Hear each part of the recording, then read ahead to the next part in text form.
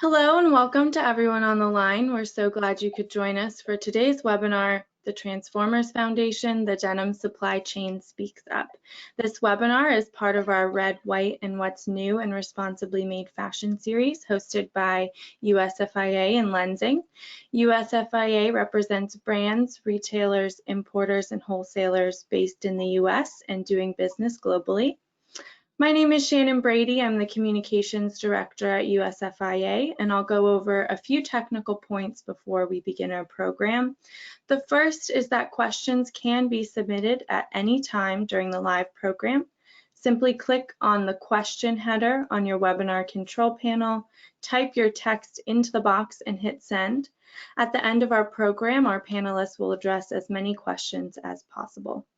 If for some reason we experience a technical difficulty and lose audio, please refer to the chat box for further instructions. And a quick reminder that all attendees will receive a follow-up email later today with a copy of the slide deck and a recording of today's session. So without further delay, I'll hand the floor over to USFIA President Julia Hughes to get us started. Thanks a lot, Shannon, and thanks everyone for joining us today. I'm really excited to introduce today's discussion. We're going to talk about the Transformers Foundation.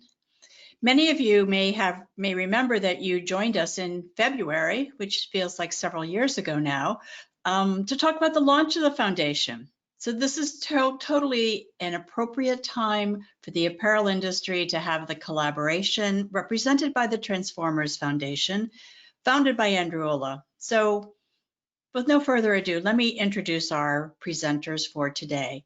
Of course, our moderator is Tricia Carey with Lenzing and our partner in this webinar series. We're also going to hear from Andrew Olah on behalf of the Transformers Foundation and Marzia Lanfranchi, also with the Transformers Foundation. So let me hand it over to you, Tricia, and I'm really excited for today's conversation. Thanks. Thank you so much, Julia, and for Shannon for hosting us. We've really enjoyed having these discussions in the Lenzing series, Red, White, and What's New.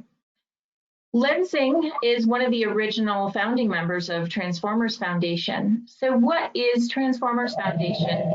It is a platform to provide a unified voice for the denim industry supply chain to promote its ideas for positive change.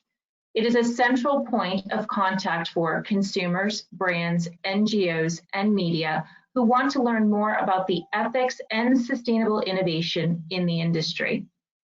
We represent the denim supply chain, from farmers and fiber makers to chemical and technology suppliers through to the denim fabric mills and jeans factories. So why did Lenzing join Transformers Foundation? As a fiber producer and ingredient brand, we collaborate widely with the supply network of our industry, and as such, encounter the ingenuity, expertise, and dedication of our fellow collaborators. We recognize that it is a time that the contribution of the supply chain should be given fair representation. Over the past several years, Lenzing was invited to present at the annual Transformers events in Amsterdam and New York City, where we could see how the industry needed to change. This is a denim community taking back some control, and as such, it is fortunate to have such a remarkable leader as Andrew Olah at the helm. So Andrew and Marzia, if I could invite you to turn your cameras on. And want to just highlight what you've been working on with the Transformers Foundation. And as Julia said, we last had our discussion with USFIA before the pandemic, and you certainly have been very busy during this time, and it's been so appropriate to have your white paper, which was recently published. And I like to think of it as the Transformers action paper, because you're giving key ways that consumers, brands, supply chain partners, how we can all act together during this time. So I was wondering if you can tell us just a little bit about the mission and vision of Transformers Foundation, Andrew. Yeah, it's an offshoot, as you said, from our seminars that we used to do. We used to do seminars that would explain the supply chain. First one we did was on cotton. water use, not on cotton, on water use, and cotton was one of the elements. And the second one we did was on waste.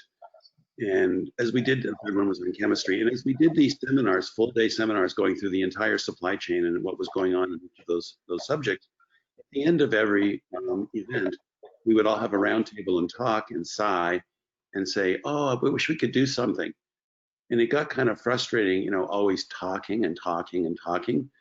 And we just wanted to do something. So we put key founders together like you and Lenzing together so that we could actually group as a supply group and try to create change in our industry that we all knew needs to be done.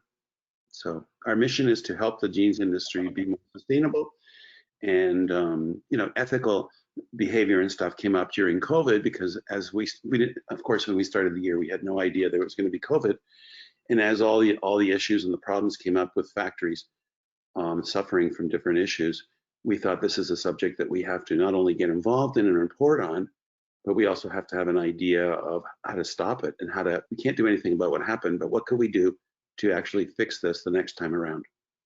So that's why we have this report, and that's why we have our foundation. Yeah, that's just it. You can only change how people react to certain situations, and that's what I think this report really highlights. Marzia, before we dive into an update on the report, can you tell us about some of the other activities that the Transformers Foundation has done this year? I mean, I think Andrew's best positioned to do so, but aside from the report, we are constantly doing events such as Transformers Ed for students and consumers to know more about denim and sustainability. We're also having Transformers Catalyst, more geared towards the experts in the industry and the insiders, to really push change from an aspirational and like a forward-looking perspective. And then we have some really behind-the-scene work with some other papers that we'll talk more about possibly in the next months. And then I think it was really exciting. Last week we had the first episode of our Truth series webinar, and it was about words and terminology that are used in sustainability. And we interviewed some of the leading experts in the denim sector, and we had them define actually some of the terms that are often misused in these areas. And then actually next month on the 9th, we're going to hold the second episode of these around greenwashing. So these are some of the activities, not all, but I invite everyone to check out our website, transformersfoundation.org, to know all about what we're doing. And yeah. Great. And this paper took a lot of time. And it's been months of dedication and interviews and a lot of work. Wonderful to get everybody together. So let's dive into the white paper, and if you could present us with an overview and some of the slides that you have today. Yeah, of course. So the paper, I think, speaks for itself, the title, and it was released last month on October 27th. And so I'm not gonna, since we already introduced the Transformers Foundation, I'm just gonna skip through this, as Andrew's already, and yourself, Tricia, I've already introduced the Transformers Foundation.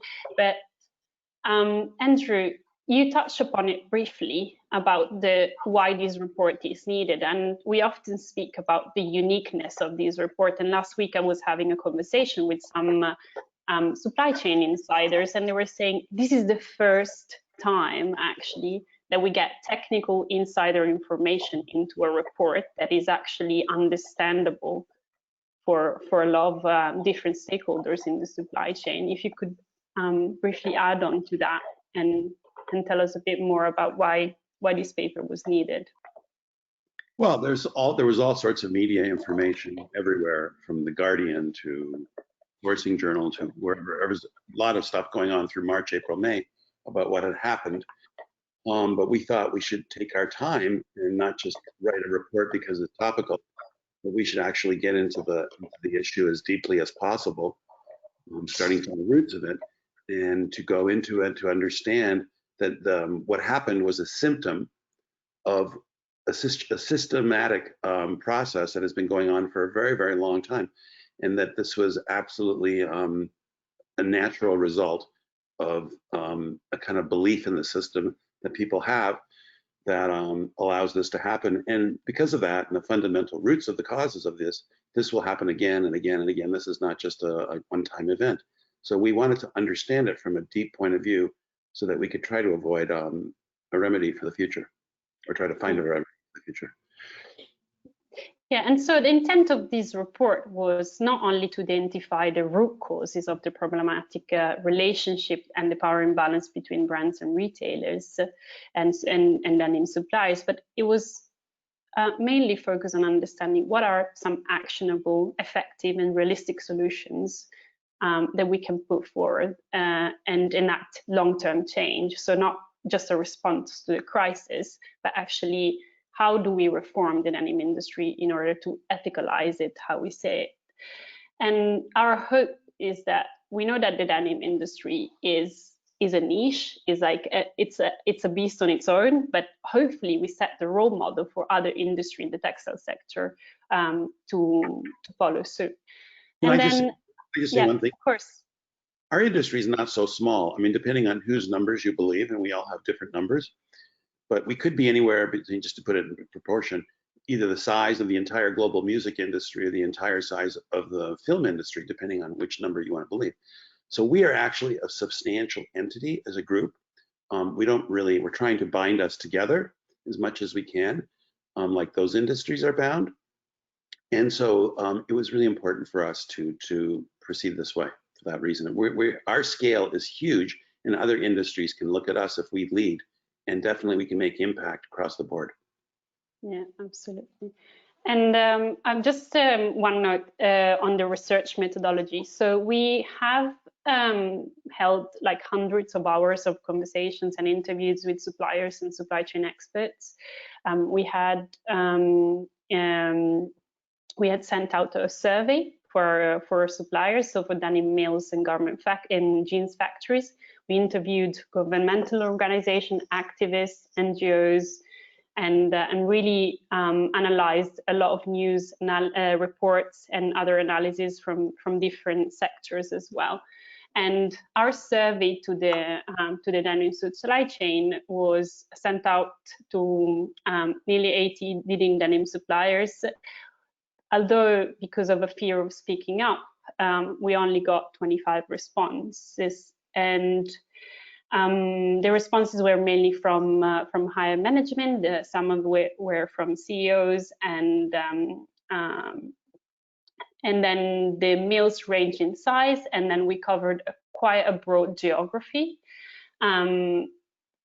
We know that this doesn't represent a sample that can be, I mean, our findings can be considered anecdotal, but we also believe that are really well representative of what's going on in a denim supply chain.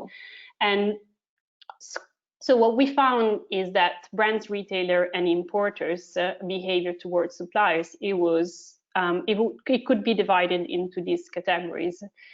We had destructive behavior, we had brands that behaved doing the bare minimums, and we had some coming up with creative solutions, and then and some others that acted as transformers, what we call it transformers behavior, and this is where we want everyone to move. But although we have seen some brands really taking leadership and showing good behavior, none of them really showed the combination of all these behaviors, and we really need for more brands to come on board and act as we suggested here, but we're going to talk about our calls to actions later in order to see change. And then Andrew, I know that we discussed multiple times the causes, because I think is really important for everyone out there to understand the root causes of this problem. So, and if you want to touch upon these points on overcapacity for everyone. Well, I think the starting point, which is kind of obvious, is that there's too many denim mills. It was really funny because when I first started working in China with the factory, they talked about market share and I started laughing.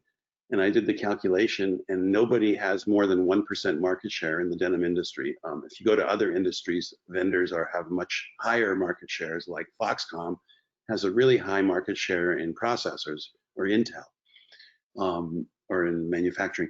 So in other industries, there are leading players that have gigantic market shares. In ours, 1% is a giant. So there's an overcapacity. We have, I don't know, 400 different denim mill options and thousands of garment factory options, which honestly,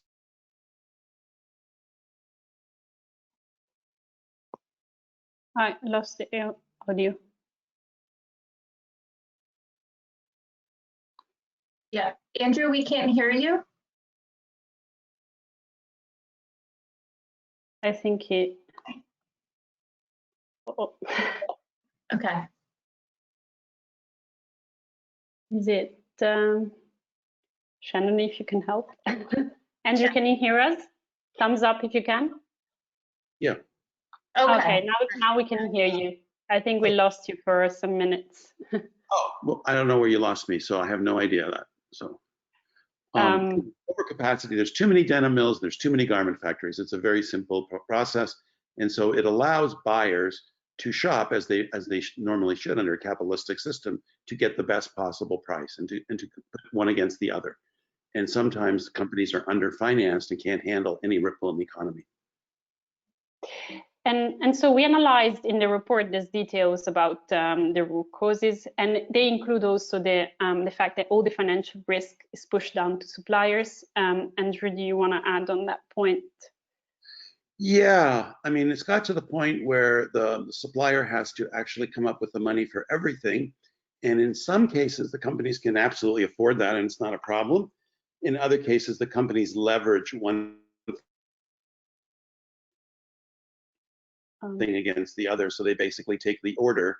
They then use the order as a place to get financing, and they get into trouble because of that.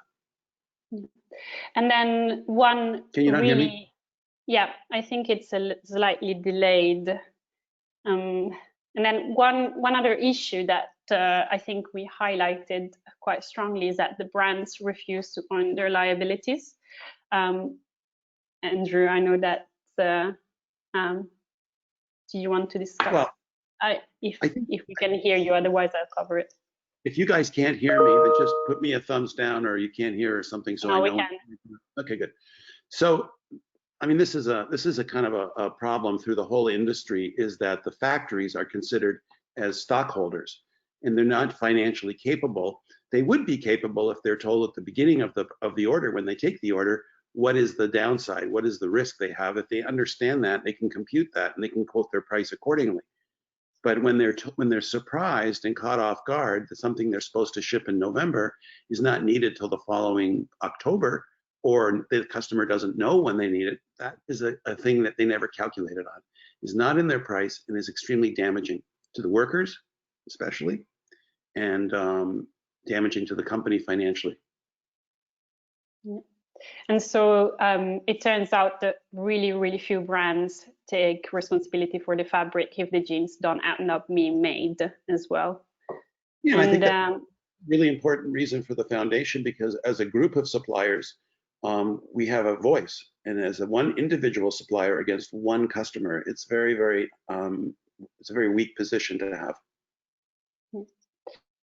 And then, well, we covered slightly here, like just shortly, that we found that also a lot of the suppliers complain that buyers are really inexperienced and they don't understand the consequences and the repercussion of really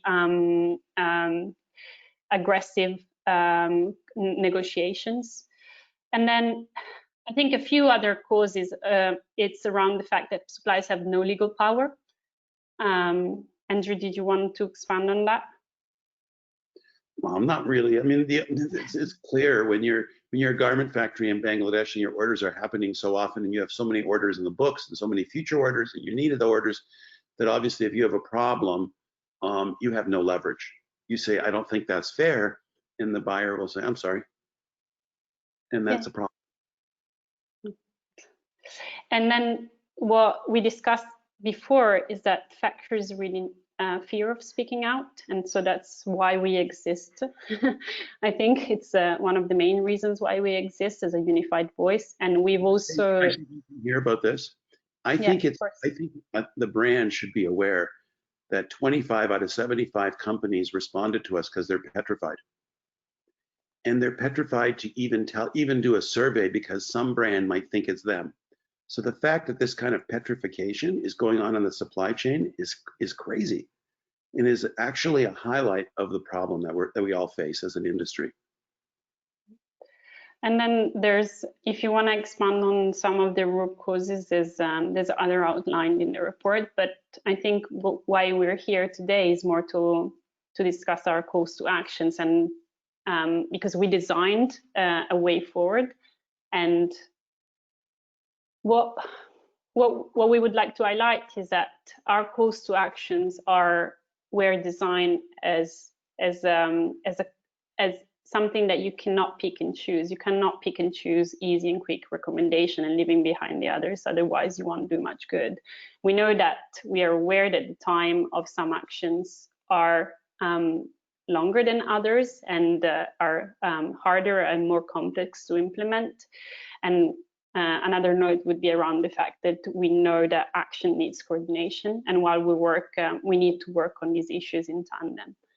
And I think firstly, what we would like to touch upon, what are the responsibilities and the action that we're taking on board as Transformers Foundation. And I think later on we have the opportunity to expand a little bit more, but some of the actions that we're putting forward is that we have created a brand and retail and importer ethical code of conduct, and I'm going to show you later what it means, and we're going to talk about it. We're going to facilitate the formation of a short-term supply working group called the Ethical Denim Council. And then we are organizing and facilitating a formation of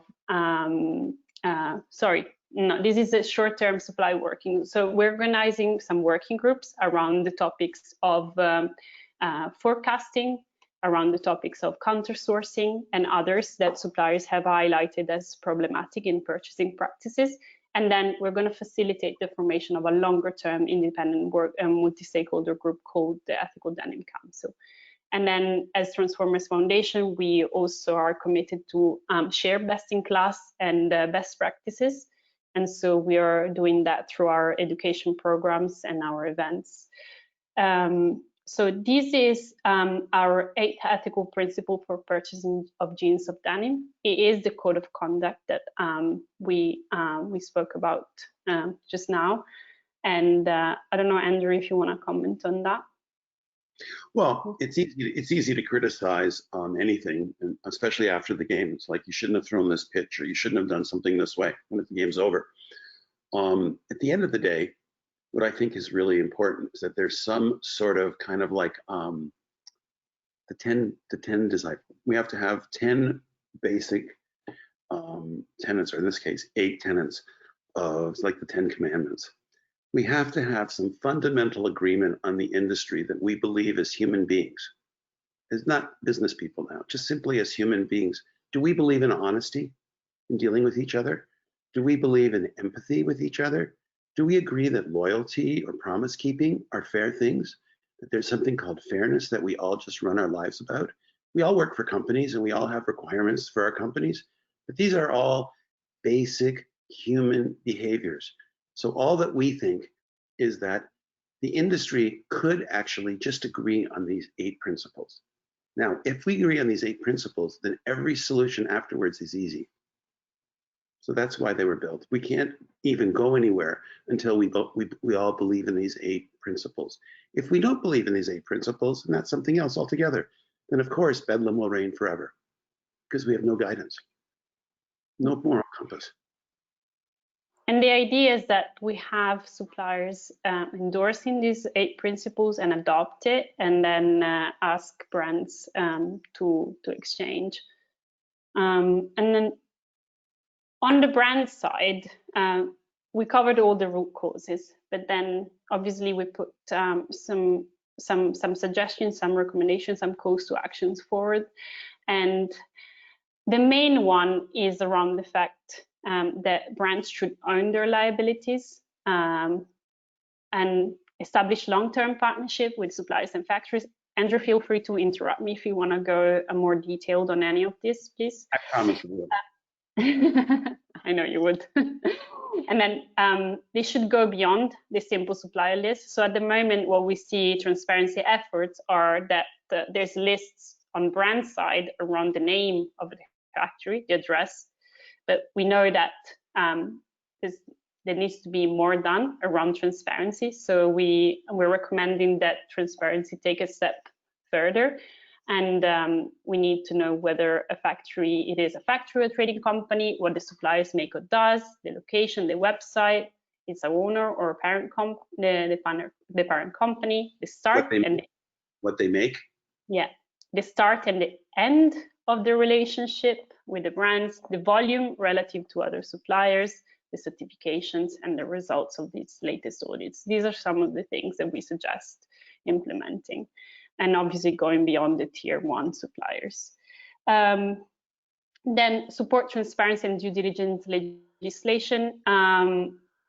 We have seen some governments, France included, have already put forth due diligence legislation, but then there's other governments such as Switzerland and Germany who are discussing and putting this on the table, and we recommend for brands to endorse those efforts. And then create an executive track for CSR professionals and embed them in the boardroom. So this point is around the fact that often what we've seen is that these CSR departments are underfunded and they operate in silos with any other managerial decisions. And we do suggest that these that are people that are experts on social and environmental impact of the company's decisions should be also embedded in the boardroom when these decisions are made. Reform the KPI system for buyer performance. We have seen some efforts from Better Buying and other organizations on suggestions how to do so, but some of these ideas could include, select best-in-class suppliers, understand if there are respectful interactions with suppliers' contact, and have that measured by an anonymous feedback system for suppliers on the behavior of individual buyers. It could be adhering to the points of the ethical buying code of conduct. And as we mentioned before, the Better Buying annual rating cycles is another idea. And Better Buying is actually one of our partners, and we're trying in the next few months to make sure that we explore the practicalities of the future of embedding these KPI systems at buyers level. Then improve your forecasting. This is a point that everyone, all the suppliers are raising, and this is a point that will be touched in the working group that we're creating with suppliers. But we've seen that improving the forecasting, it could really make a difference. And then come to the table with NGOs and labor unions on binding agreements. This could have a discussion on its own, but we have seen a lot of voluntary efforts. We've analyzed if the voluntary efforts around purchasing practices, ethical purchasing practices, align with the behavior of brands in canceling orders or not. With some, so one thing here is that there's a relationship between the workers' situation and buying practices. They're not now matched in CSR standardizations. So you can get an SA 8000 standard for your garment factory, but at the same time, the workers can be mistreated because of the way they get their orders or the way orders are canceled. So these are kind of things that have to be highlighted and paid attention to, I think, and that's why we suggest this. Yeah, and also if brands sign up for the ILO call to action, it doesn't necessarily mean that they're held accountable for what they sign up for. So we need to make these agreements and these voluntary initiatives binding, and need brands to be accountable for what they sign up for. And then we encourage, brands must be honest with their consumers. Consumers appreciate when a company tells them the truth, tells them the challenges. We've seen, we have put in the report some of the examples of this, and it could instigate some ideas. Can I say anything here? Yeah. There's a lot of greenwashing going on, and all of us know coffee table talk, or coffee book talk, or whatever it is. We're talking and having a coffee. We all say, "Oh, so and so said this," and we know that's not true, or we know that it's not as coming across the way it is. So that's greenwashing at the highest level. So I think that's an area that is really important to understand. And for the denim fabric and jeans manufacturing supply chain, as we discussed before, we are calling everyone to join our suppliers working group, adopt and endorse our 8 ethical principles, demand a seat at the table. This is very important. We've seen that the supplier's voice is not very well represented at NGO, policy making, and other conversations. And we encourage all the suppliers to come forth. And then fourth but not least, we need all suppliers to hold themselves to the same standards that we're asking for brands. So we're not saying that suppliers, and so if a denim factory is asking a brand of this, they should be paying the same care to their trim suppliers, to their yarn suppliers, or whatever they're getting. So this has to go both ways. And in the report, there's also calls to actions for NGOs and labor unions, for policymakers in buyer countries, in supplying countries, and for denim lovers and consumers. And we can discuss it if any questions come up. But at the moment, I want to say what can you do now? You can learn about what action you can take, and then read the full report here at this link. And there's going to be, you can find also pages depending on who you are and what's your role in the industry. And and also you can follow us, our hashtag #ethicalizedenim and our Instagram account. And that's it for the presentation. And Tricia, great. Fantastic body of work. I know you guys are really excited to get it out when you launched it last month, because it's been, I think, almost a month. It was right before Kingpins. What kind of response have you received, Andrew? I mean, you had 25 suppliers provide input, but were you able to get more response now that it's been released? More response from whom? From the supply chain. No, I don't think. I mean, we got some. We have people that want to join our foundation. We have suppliers that have approached us, many that have approached us to join for next year and to participate. But that had nothing to do with the report. I mean, maybe some things with the report, but the report has received, I think, has been received reasonably well, and we weren't attacked by anybody, so that was really a pleasant surprise. And so I think that it was good. It was we're happy with what it did, and we're happy that it's a live document. So it's about the future. It's not just about the past. The past is just one example of a car accident. Right. That's not the reason there was the accident. So this is a live document. And if I can add on to that, Tricia, is that for the suppliers that have engaged, and some of them that didn't know about us, they came back saying, "This is our voice," and it was quite reassuring to hear from the supply chain players that they were surprised that someone finally stood up and represent them. Yeah, I think that sense of empowerment is really important for the supply chain partners.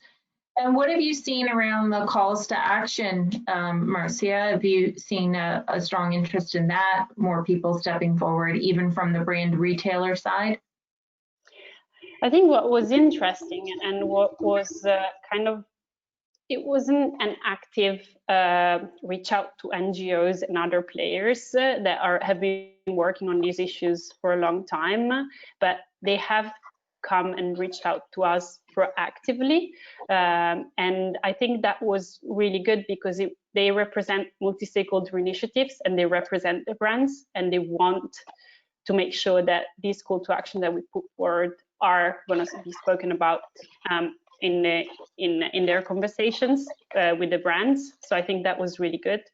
On another side, I think we've seen quite a few interest from policymaker experts, and yeah, it was really unexpected that because we would like to see more brands engaging, but I think also at the moment we need more of a time to try and try to have these one-on-one conversations. But we have had open a lot of dialogues at the moment, and I think that was super important.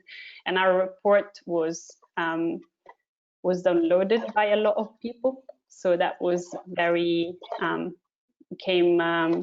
it's a good result. So it's a signal that people are interested and they want to act, I think. Right. Yeah, no. Now, Andrew, you talked about the 8 principles as kind of the Denim commandments, bringing in this morality into what we do, and we should be having the set of values.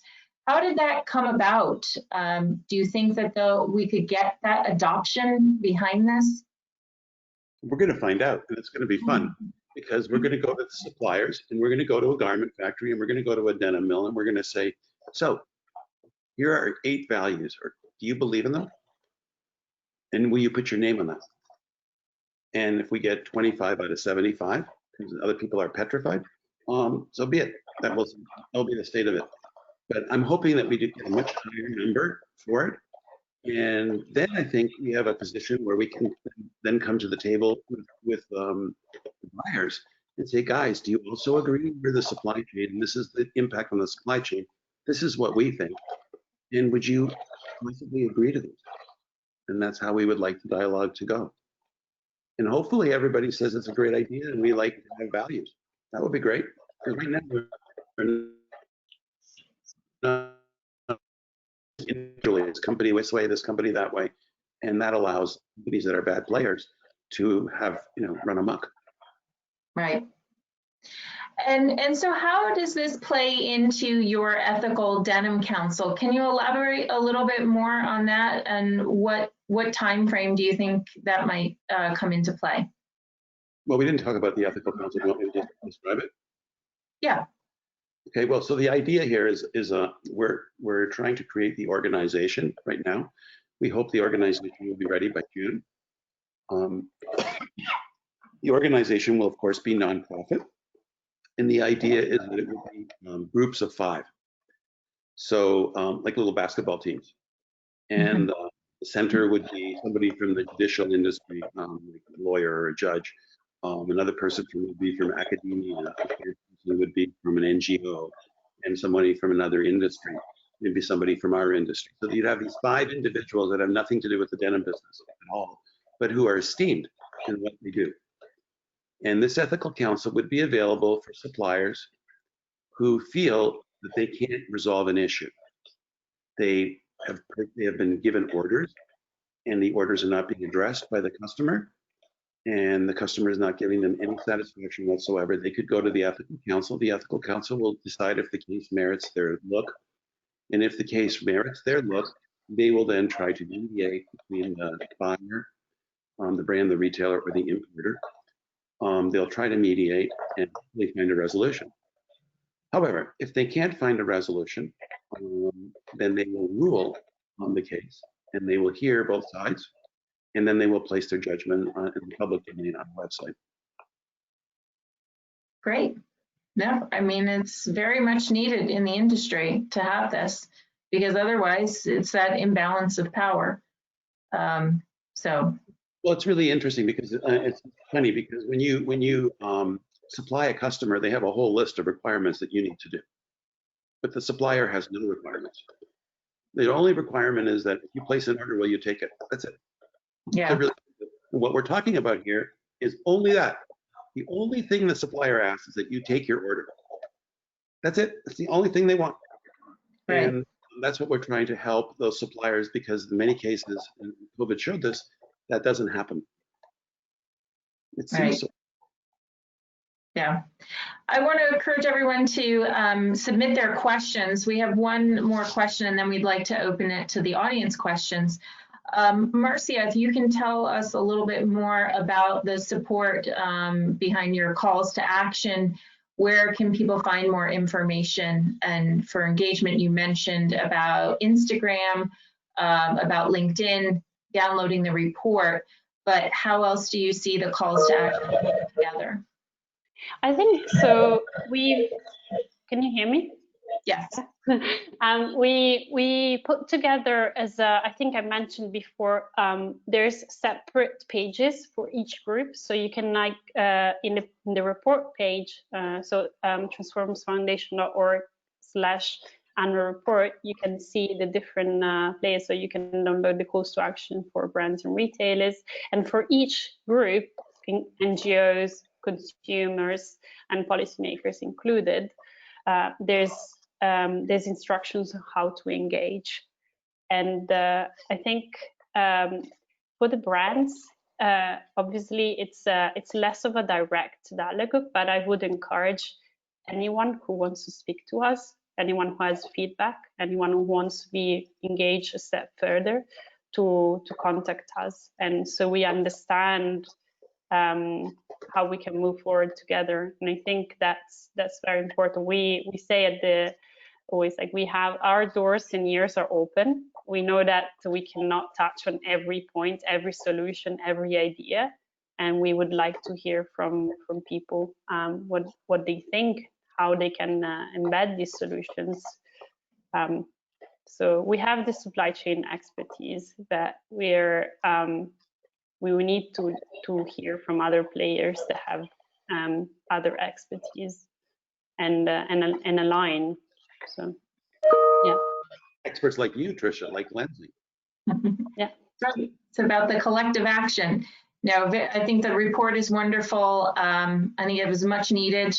I think that you had this vision going on for years. Andrew, it's been wonderful to watch that evolve from when we have Transformers, talks that you've hosted for many years and really brought the industry together. And I think this report just puts it all into one paper. And I'm excited to see what the call to action bring about. And now we'd like to open up for any of the audience questions. Shannon? Hi, yes, we have a few audience questions. I'll begin with our first question. What do you think will make suppliers willing to make use of the Ethical Denim Council? How will it address supplier fear? For instance, many suppliers fear being labeled difficult and losing future orders as a result. Well, I don't know the answer to that. We're going to find out one by one. The current situation is not. So let's be really real. The most famous guy in this whole problem that made the most noise is a company in Bangladesh, Denim Expert, who's on our foundation. And he moaned and groaned and complained and gave all sorts of examples and blah, blah, blah, blah, blah. And then there was peace, and then you heard nothing for 2 months. And then last week, because Europe closed down, he has all the same problems all over again. So Topshop canceled on him again. So why did he take the second order, the further orders, when he knew the company had no values? So, or seems to have no values. I can't say they do or they don't. Seems to be that their name comes up a lot in these kinds of situations. So if you're a supplier and you're having the same problem over and over again, you know the definition of insanity is to keep doing things the same way. So then they won't sign it. I'm sure they won't. But they're not going to get rid of the problem. We represent a tiny ray of possible hope. That's what I. Great, thank you. And our next questions, do you find some countries where there is a greater need for joint action? You want to answer that, Marzia? Yeah, so we have tried to find patterns of behavior within brands, if it was geographically, if it was market share, if it was the only pattern that we found was the fact that if it was a publicly traded company or a private company. So private companies were thought to behave better because they had more, how do you say, more of a weight of owning their culture. So another comment was around the company culture, which the bigger the company becomes, the harder it becomes to have an owner, how do you say, sorry, my Italian comes in my mind and I don't know how to conceptualize this, but yeah, it was harder to embed a company culture widespread as the company grew.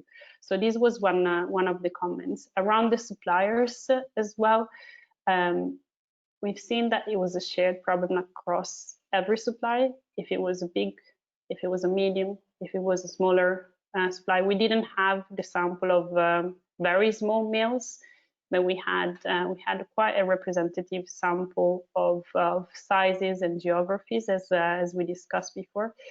But aside from the governmental restrictions on COVID that were quite clear with some geographies, it was a systemic issue that affected everyone. That was I think, not surprising, but really interesting. No matter who you are, you've been affected by the brand's behavior. So, yeah. Great, thank you so much for sharing. Our next question is, are you able to share the names of some of the brands who are endorsing the action plan? Which action plan? The way we're going, like, as far for the council? Yes, I believe so. I can share the founders. The founders of our organization are Cytex, Candiani, Lenzing. There's 2 farmers. I mean, I can go through the whole list. We have a list of founders, and we have a list of wannabe members. So we're happy to share them. I don't have the documents of everyone's name right here with me, but we're happy to share them. Sure. There's on our website, in the About section, you can find all our funders and partners. So yeah, but endorsing, I think the calls to action for brands, we are not asking brands to sign up to another voluntary initiative. We're like really looking for interaction and action. So we're not collecting any names around that. Is that right, Andrew? We're transparent, so we have nothing that we're going to, put in a folder. And in terms of suppliers engagement with the 8 principles, we're gonna go out to suppliers and collect that. We will publish it once it's ready on our website. So as Andrew mentioned, it's a live work that we're doing. We're not looking to put a report out there and then don't follow up on the calls to action. So I think. Yeah, think of this as a long marathon. Okay, this is going to take us 3 to 4 years, but we're going to be live at all times, and we're going to share everything as we go. Sorry to interrupt. My timing's. No, that's great. Thank you. So we have one more question, and so we encourage our attendees on the line, if you have any last questions, please submit those now. What are your plans for 2021, and how can brands and retailers join? It's 2 questions inside one. So let me deal with the first part, what our plans are. Correct me if I'm wrong, Marzia, and then you can answer the second portion, which is, what was the second portion of the question? What was the first part? It was, say it again. So what are your plans for 2021? And the second part, how can brands and retailers join? All right, cool. The plans for 2021 is we're going to do an in-depth study. Can we talk about what that study is, Marzia, or is it a secret for now? So we're working on another report like this. We're going to do another report. It won't be on this subject at all. It'll be on something else. Hopefully there's no pandemic that'll take our mind off of where we're going.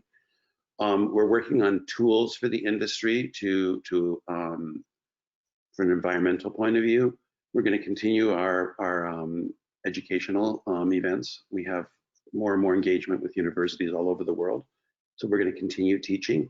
We're going to continue educating. We're going to continue to talk about technology, and we're going to get more and more into greenwashing, I think, for the next year. And we're going to implement the creation of a separate unit called the Ethical Council. We will help them get it set up. We're not going to be part of it. We'll be a founder, and then they can do what they have to do.